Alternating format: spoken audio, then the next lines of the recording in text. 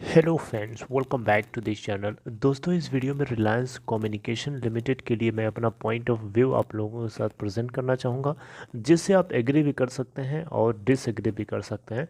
लेकिन उससे पहले आप लोगों से रिक्वेस्ट करना चाहूँगा। दोस्तों, पहली रिक्वेस्ट ये है कि अगर आप चैनल को पहली बार देख रहे हैं, मेक श्योर कि सब्सक्राइब करके बेल आइकन को ज़रूर से हिट कर लीजिएगा, ताकि आपको आने वाले समय में कोई भी इन्फॉर्मेटिव वीडियो की नोटिफिकेशन मिस ना हो।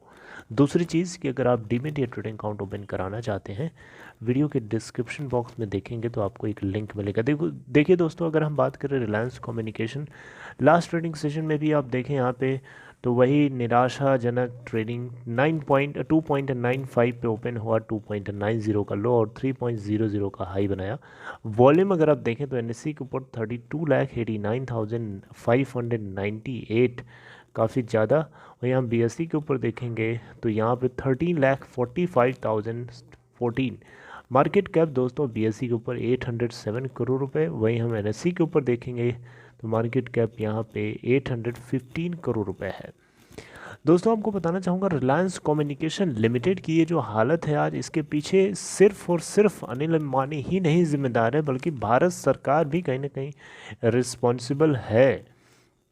दोस्तों, रिलायंस जियो को अगर भारत सरकार ने अगर प्रेफरेंस ना दिया होता, अगर आ, उसको प्रायोरिटी ना दिया होता, उसका फेवर नहीं लिया होता, तो आज इसकी ये हालत ना होती। आपको पता होना चाहिए 2016 में जब रिलायंस जियो जैसा ही आया था, वैसे बाकी जो कॉम्पिटिटर्स है, बहुत सारे कॉम्पिटिटर्स तो साफ़ हो चुके हैं, निकल चुके हैं, बाहर हो गए हैं, आउट ऑफ बिजनेस हो गए।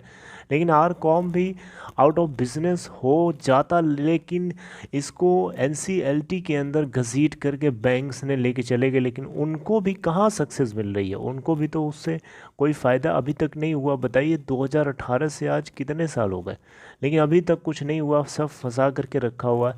मुझे लगता है भारत सरकार की अगर नीयत साफ़ हो रही होती पहले, तो 2016 में रिलायंस जियो जिस तरीके से हड़कंप मचाते हुए आया था, उस तरीके से अगर ना आता तो शायद ये हालत खरा इतनी ना हो। देखिए, रिलायंस जियो ने जो कुछ भी किया, सडन गेन किया। सडन कोई भी बिजनेस इतना आसानी से उतना जल्दी गेन नहीं कर पाता, राइट। तो कोई अगर सडन गेन करता है तो उसका अपोजिट भी होता है, सडन कोई ना कोई लूज़ भी करता है। तो बहुत सारे कंपनीज ने सडन लूज़ किया, उसमें से आर कॉम भी शामिल है। लेकिन आर कॉम अनिल अंबानी भाई की कंपनी है, मुकेश अंबानी के, तो ये कहीं ना कहीं आउट ऑफ बिजनेस तो है।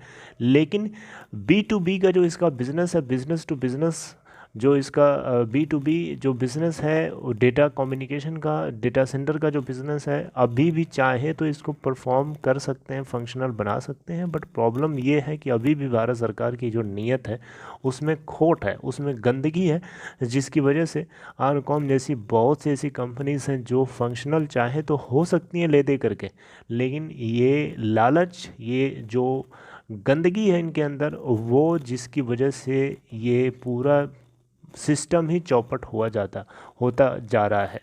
क्योंकि देखिए, अब रिलायंस कंपनी का, आप पूछ सकते हैं मुझसे कि रिलायंस कम्युनिकेशन को कैसे बोल सकते हो, इसके पास तो बैंकों का भी इतना कर्जा 50,000 करोड़ रुपए के आसपास, और डिपार्टमेंट ऑफ टेलीकम्युनिकेशन 25 से 26,000 करोड़ रुपए का कर्जा है। तो मिला जुला के अगर हम देखें तो 70 से 75,000 करोड़ रुपए का टोटल इसके ऊपर कर्जा है, और आप कैसे बोल रहे हो इसको फंक्शन। तो दोस्तों, मेरी बात सुनिए, डायरेक्टली मैं आपको ये नहीं कह रहा हूँ कि 75,000 करोड़ रुपए जो इसका कर्जा है टोटल बैंक्स का, और फाइनेंशियल क्रेडिटर्स और ऑपरेशनल क्रेडिटर्स का मिला करके, वो पूरा का पूरा अमाउंट कोई इनको नहीं देने वाला। अगर आप लिक्विडेट कराओगे तब भी आपको कुछ नहीं मिलने वाला है इतना।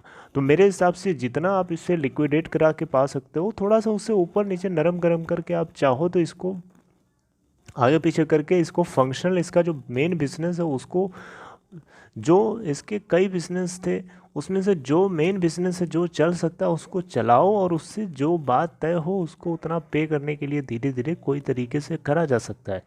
बट वही है ना, ये काम आम आदमी का नहीं है।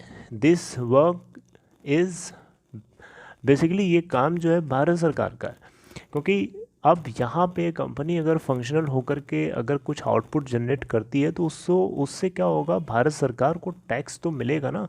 तो जिसको मिलना है उसकी जिम्मेदारी बनती है ना इसको आगे थोड़ा सा संभालने के लिए, क्योंकि आप सरकार चला रहे हो, और आपसे जो कंपनीज ऑलरेडी बैंकरप्ट हो चुकी हैं, डूब चुकी हैं, वो कितना कितना करोड़ रुपए बैंक्स का चूना लगा के भाग चुके हैं। कम से कम ये भाग तो नहीं रही है, ये कंपनी भाग तो नहीं रही है, इसका ओनर भाग तो नहीं गया कहीं ना कहीं, है तो आपके देश में ही, इसी देश में आराम से खुली हवा में सांस ले रहा है। और अभी भी आप कुछ भी नहीं कर पा रहे इसका, ना तो आपने रेजोल्यूशन निकाला, ना आप इसको फंक्शनल बना रहे हो, उसी तरीके से लटका के रखे हो। पता नहीं क्या होगा, कब होगा, नो वन नोज़, कोई नहीं जानता।